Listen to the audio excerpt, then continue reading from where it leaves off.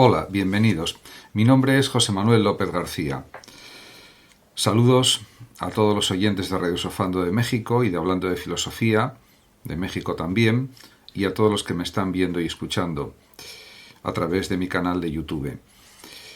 Paseos filosóficos. En este vídeo voy a ofrecer algunas reflexiones o comentarios sobre un libro titulado Filósofos de Paseo, de Ramón del Castillo, que es profesor de Filosofía Contemporánea y Estudios Culturales en la UNED. En este libro, que es muy interesante, aparecen análisis sobre los paseos de grandes filósofos de la historia, como por ejemplo de Heidegger, de Sartre, de Kierkegaard, de Kant y de otros pensadores. Realmente lo que voy a realizar a partir de ahora es un breve comentario de algunas de las ideas que aparecen en relación con sus paseos y que están, diríamos, estructuradas en el libro y comentadas. Por ejemplo, parece evidente que el mismo filósofo Kant, que fue un gran paseante, pues realmente simplemente lo que él quería hacer con eso era distraerse, pasar de un objeto a otro, la atención, evitando así que quedara fijada en un objeto. Como se sabe, el mismo Kant pues daba su paseo aproximadamente a las 3:30 de la tarde y pues recorría pues unas 8 veces un paseo de los Tilos. De esta forma pues caminaba lo que él quería cada día, y esto le venía bien para una salud que tenía realmente endeble, y por eso lo hizo durante toda su vida. De cualquier manera, pues el mismo Kant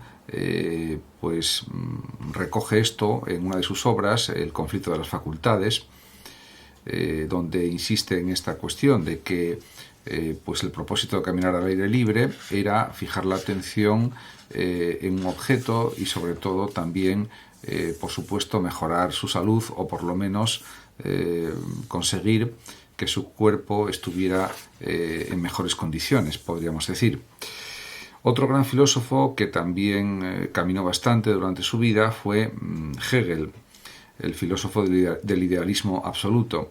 Lo que sucede es que Hegel, ya en sus escritos de juventud y en otros escritos, pues señala fundamentalmente que a él no le impresionaba la supuesta sublimidad de las montañas, de las cordilleras, de los ríos, de los valles, etcétera, porque, diríamos, él mismo lo dice en uno de sus escritos, dice Hegel que la perspectiva de una altura solo resulta impresionante cuando uno la ve desde abajo, al pie de una pared vertical. Por ejemplo, si se comparaba, y lo dice el mismo Hegel, con la torre de una iglesia. Y esto pues tiene su parte de verdad, indudablemente. Yo realmente estoy disconforme con esto que dice Hegel, porque considero que existe una sublimidad de la naturaleza, de las grandes montañas, de los glaciares, por ejemplo, etcétera, cosa que, por cierto, a Hegel tampoco le impresionaba. En este sentido, diríamos que había un cierto desdén en la juventud de Hegel por lo sublime, y también una clara negativa a maravillarse por los fenómenos naturales. En cualquier caso, bueno, pues es una actitud también entendible por parte de Hegel. Y ya, pues hablando de otro filósofo importante como es Rousseau, pues cabe decir que le gustaba mucho pasear por el bosque, paseó por encima de todo para sentirse señor de sí mismo y no para llevarse sorpresas, aunque realmente el propio Rousseau se sentía perseguido por sus ideas políticas, por sus escritos filosóficos en general, y en este sentido pues eso pues realmente le molestaba, la persecución que según él sufría. Y ciertamente la sufría, aunque no de tanto nivel como él pensaba. Por otra parte, ha habido otros pensadores, como es el caso de Kierkegaard, este pensador danés, que es el gran fundador del existencialismo en el siglo XIX y que luego fue continuado por otros filósofos, y que pues era jorobado, era contrahecho, y eso hacía que, aunque pasear le diera energía para escribir, el moverse no le proporcionó la serenidad que él deseaba, que anhelaba, ni le dio sentido a su vida, y tampoco por eso dejó de pasear. De todas maneras, a veces sí que dejaba de pasear por miedo a las mofas que sufría en público. Realmente, como se puede ver, los paseos de los filósofos han sido pues muy variados.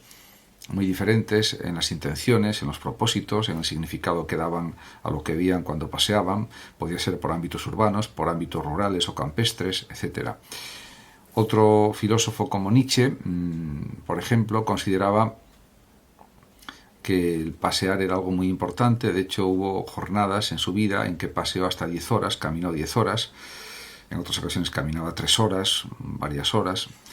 Y realmente pues se entiende que Ramón del Castillo diga, por ejemplo, que el poder del Vesubio excitó en él, en Nietzsche, delirios de grandeza y le hizo soñar con una vida más valiente expuesta al peligro. En este sentido, el propio Nietzsche lo reconoce en sus aforismos, en sus escritos, en sus libros, que la grandeza de la naturaleza le inspiraba para llevar una vida, diríamos, más intensa, más plena, más grande, y yo creo que tenía toda la razón en lo que decía, porque al final los seres humanos somos, por supuesto, seres naturales sobre todo. En cuanto a otro filósofo también alemán como Nietzsche, como es por ejemplo Heidegger, Martin Heidegger, pues hay que tener en cuenta que el padre Heidegger era el sacristán de la parroquia, pero también era tonelero, y también Heidegger hacía como especie de mensajero del párroco.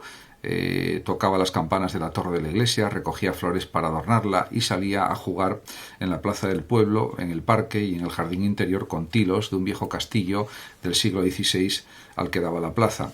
Con lo cual, su sentido de lo que es la naturaleza, del campo, del ambiente campestre, siempre fue muy acentuado en las obras de Heidegger, y podría decirse que inspiraron toda la producción filosófica de Martin Heidegger.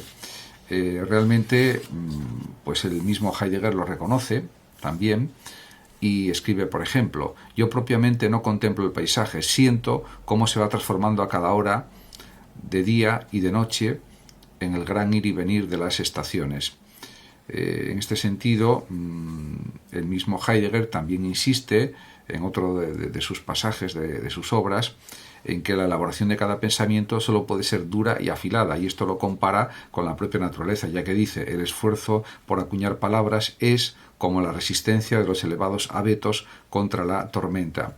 Hace un símil, una comparación entre el esfuerzo de escribir y de pensar, y también la fuerza desatada de la naturaleza, de la tormenta en este caso, que resisten los elevados abetos que él puede contemplar y que él puede observar. Como se puede notar, pues la naturaleza, los paseos han sido, diríamos, muy importantes en muchos filósofos.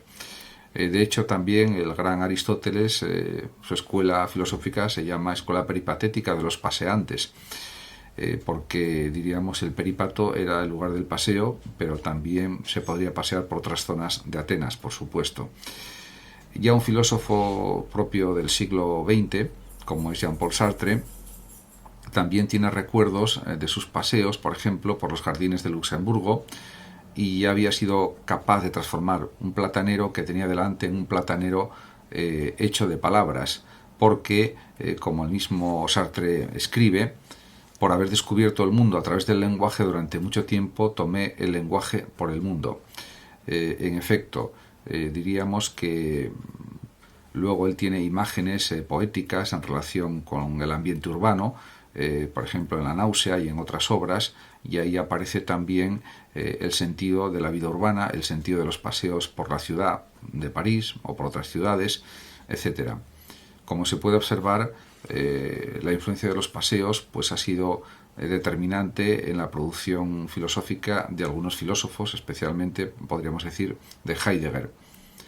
Muchas gracias a todos por su atención y hasta mi próximo vídeo. Saludos también a los oyentes de Radio Sofando de México y de Hablando de Filosofía, y por último decir que el que lo desee puede compartir este vídeo o simplemente suscribirse a mi canal.